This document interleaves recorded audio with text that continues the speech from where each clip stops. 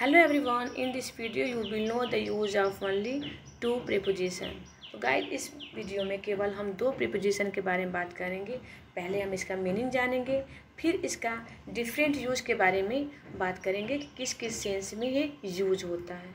So let's know on का use कहाँ पे होता है। तो पहले हम जानेंगे इसके मीनिंग के बारे में। तो इसका हिंदी मीनिंग होता है पर। ठीक है, ये अपर सरफेस के लिए यूज होता है, किसी चीज़ की ऊपरी सतह या ऊपरी जगह के लिए इसका यूज करते हैं। अब कैसे और किस किस सेंस में यूज करते हैं, लेट्स नो। वस्तु या व्यक्ति से सटा हुआ स्थान का भाव जहाँ पे आता है वहाँ पे हम ऑन का यूज करते हैं। जैसे they are sitting on the grass, वे घास पर बैठे हैं। तो घास और वे एक दूसरे से सटा हुआ स्थान है और स्थान के बारे में बात हो रही है, तो यहाँ पे हम ऑन का यूज करेंगे। There are glasses on the table, मेज़ पर गिलास है। ठीक है, तो मेज़ पर गिलास है, तो मेज़ और गिलास एक दूसरे से सटे हुए हैं और हिंदी में सेंस आ रहा मेज़ पर, तो वहाँ पे हम ऑन का यूज करेंगे। He hit me on the head, उसने सिर पर मारा। लिप्स और फ्लोटिंग ऑन द वाटर। ठीक है, पत्तियाँ पानी पर तैर रही हैं, तो पत्तियाँ और पानी एक दूसरे के, पत्तियाँ कहाँ पे, पानी के ऊपर हैं। ठीक है, और सटा हुआ है और स्थान के बारे में बात हो रही है और हिंदी में क्या सेंस आ रहा है, पानी पर तैर रही है पर, तो वहाँ पे हम ऑन का यूज करेंगे। He is writing on paper, वह कागज़ पर लिख रहा है। तो क्लियर हो गया, जहाँ पे किसी चीज़ से कोई चीज़ सटा हुआ है और हिंदी में सेंस आ रहा है पर, वहाँ पे हम ऑन का यूज करेंगे। अब सेकेंड यूज जानेंगे ऑन का। तो समय के लिए भी ऑन का यूज होता है, लेकिन इसका हिंदी मीनिंग यहाँ पे आएगा को। वहाँ पे पर आ रहा था, यहाँ पे को आएगा। जैसे I am free on Sundays, मैं रविवार को खाली रहता हूँ, रविवार को खाली रहता हूँ। और समय के बारे में बात हो रही है, संडे समय है। He will come here on Monday, तो मंडे समय है, समय के बारे में बात हो रही है। जैसे यहाँ पे वह सोमवार को यहाँ आएंगे, तो सोमवार को आएंगे, सोमवार क्या है, यहाँ पे समय है और हिंदी में सेंस आ रहा को, तो हम यहाँ पे ऑन का यूज करेंगे। My father is sure to come on my birthday, मेरे जन्मदिन में मेरे पापा ज़रूर आते हैं। तो बर्थडे क्या हो गया, समय के बारे में बात हो रही है और को का सेंस आ रहा हो, तो यहाँ पे हम ऑन का यूज करेंगे। सी विल रीच ऑन टाइम, वो समय पर पहुँचेगी। तो यहाँ पे ऑन टाइम का यूज कहाँ होता है, इसके बारे में जानते हैं। तो दोनों यूज के बारे में जानेंगे, ऑन टाइम और इन टाइम के बारे में। ठीक है, तो ऑन टाइम का अर्थ है बिल्कुल ठीक समय पर, न पहले न बाद में।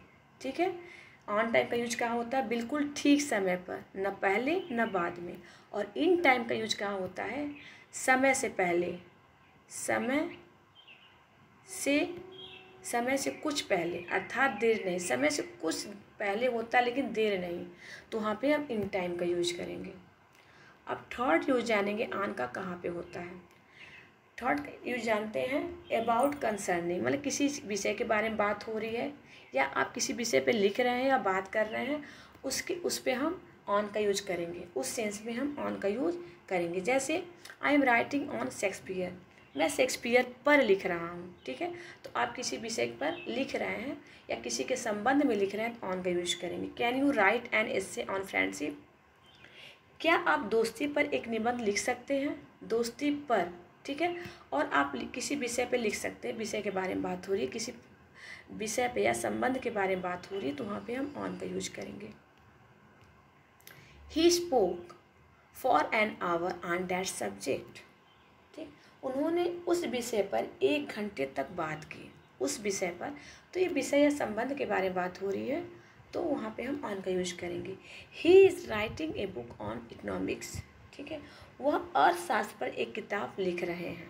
ठीक है, तो अर्थशास्त्र के विषय पर या संबंध में किताब लिख रहे हैं तो वहाँ पे हम ऑन का यूज करेंगे। मतलब किसी विषय के बारे में आप कंसर्न कर रहे हैं या बात कर रहे हैं, लिख रहे हैं, वहाँ पे हम ऑन का यूज करेंगे। और हिंदी में सेंस आ रहा पर, इकोनॉमिक्स पर, सब्जेक्ट पर, फ्रेंडशिप पर। क्लियर। अब हम नेक्स्ट यूज जानेंगे ऑन का कहाँ पे और होता है। के बिल्कुल नज़दीक, close to a place or time, किसी प्लेस या टाइम के नज़दीक जहाँ पे सेंस आता है वहाँ पर भी हम ऑन का यूज करते हैं। ठीक है, जैसे there was no house on the main road. ठीक है, मुख्य सड़क पर कोई घर नहीं था। तो यहाँ स्थान के बारे में बात हो रही है और क्लोज के बारे में बात हो रही है, मुख्य सड़क से सटा हुआ। ठीक है, नहीं होता कि मेरा घर मेन रोड पर है, मतलब उस पर सटा हुआ है, क्लोज है और रोड पर, मेन रोड पर। ठीक है, तो वहाँ पे हम ऑन का यूज करेंगे और स्थान के बारे में बात हो रही, ध्यान दीजिएगा। There was a town on the coast, मतलब तट पर एक नगर था, नदी के तट पर एक नगर था। तो वहाँ पे एक स्थान के बारे में बात हो रही है, तो वहाँ पे हम ऑन का यूज करेंगे। अब हम नेक्स्ट सेकेंड यूज जानेंगे आउट ऑफ का, कि आउट ऑफ का किस सेंस में यूज होता है। Let's no. पहले हम इसका मीनिंग जानेंगे, फिर इसके डिफरेंट यूजेस के बारे में जानेंगे। आउट ऑफ का मीनिंग होता है से या से बाहर। ठीक है, और ये किसी वस्तु के आंतरिक भाग में गति या हलचल के बारे में बात करने पर वहाँ पे आउट ऑफ का यूज करते हैं। किसी आंतरिक भाग में गति हो रही हो या हलचल हो रही है, वहाँ पे जहाँ पे बात होती है वहाँ पे हम आउट ऑफ का यूज करते हैं। जैसे यहाँ पे जानेंगे स्थान का भाव, जैसे he is out of this town. ठीक है, वह इस शहर से बाहर है, मतलब पहले इस शहर में था, अब उस शहर से बाहर हो गया, मतलब गति हुई या हलचल हुई स्थान के लेकर के, जहाँ पे स्थान का सेंस आ रहा है। ठीक है, वह इस शहर से बाहर है, और से बाहर सेंस आ रहा, ध्यान दीजिएगा हिंदी में। और स्थान के बारे में बात हो रही है, वहाँ पे हम आउट ऑफ का यूज करेंगे। ही जम्प्ड आउट ऑफ बेड। ठीक है, वह बिस्तर से उछल पड़ा, बिस्तर से, यहाँ पे से सेंस आ रहा है, और यहाँ पे स्थान के बारे में बात हो रही है, तो वहाँ पे हम आउट ऑफ का यूज करेंगे। ठीक है, अब यहाँ पे सोर्स के बारे में बात हो रही है। सोर्स का हिंदी मीनिंग होता है स्रोत। जैसे I paid it out of my own pocket. ठीक है, मैंने अपनी जेब से भुगतान किया, अपनी जेब से। तो ये स्रोत बता रहा कहाँ से भुगतान किया, किस स्रोत से भुगतान किया, कहाँ से। तो वहाँ पे स्रोत के बारे में बात हो रही है, ओन पॉकेट। तो ओन पॉकेट के बारे में बात हो रही है, तो यहाँ पे हम आउट ऑफ का यूज करेंगे। और हलचल हो रही है, गति हो रही है, ध्यान दीजिएगा। जैसे द हट was made out of pieces of would. ठीक है, झोपड़ी लकड़ी के टुकड़ों से बनी है। ठीक है, तो यहाँ पर भी हम स्रोत के बारे में बात कर रहे हैं, वुड से बना हुआ है। किससे बना हुआ है, वुड से झोपड़ी। तो यहाँ पे हम आउट ऑफ का यूज करेंगे। अब हम सम अदर यूजेज जानेंगे आउट ऑफ के। जैसे हम कह सकते हैं, कुछ अदर यूज होते हैं आउट ऑफ के। He is out of danger, वह खतरे से बाहर नहीं है, खतरे से बाहर नहीं है। These book are out of order, ये पुस्तकें क्रम से बाहर हैं। ठीक है, यहाँ पर भी हम आउट ऑफ का यूज करते हैं।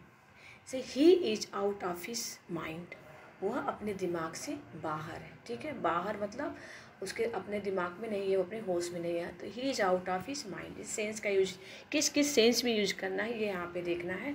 सेंस बहुत मायने रखता है। ठीक है, तो और यहाँ पर भी हम आउट ऑफ का यूज करते हैं। जैसे अनेक में से एक, from among, choose one out of the seven, मतलब 7 में से कोई एक चूज करो।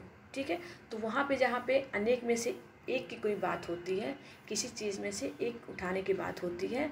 ठीक है, तो वहाँ पर भी हम आउट ऑफ का यूज करते हैं। तो गाइज़, आपको आई होप आपको ये वीडियो समझ में आया होगा। अगर आपको कोई प्रॉब्लम हो, कोई दिक्कत हो, तो आप कमेंट करके बता सकते हैं नए वीडियो के साथ, नए प्रीपोजिशन के साथ नेक्स्ट वीडियो में। So thanks for watching.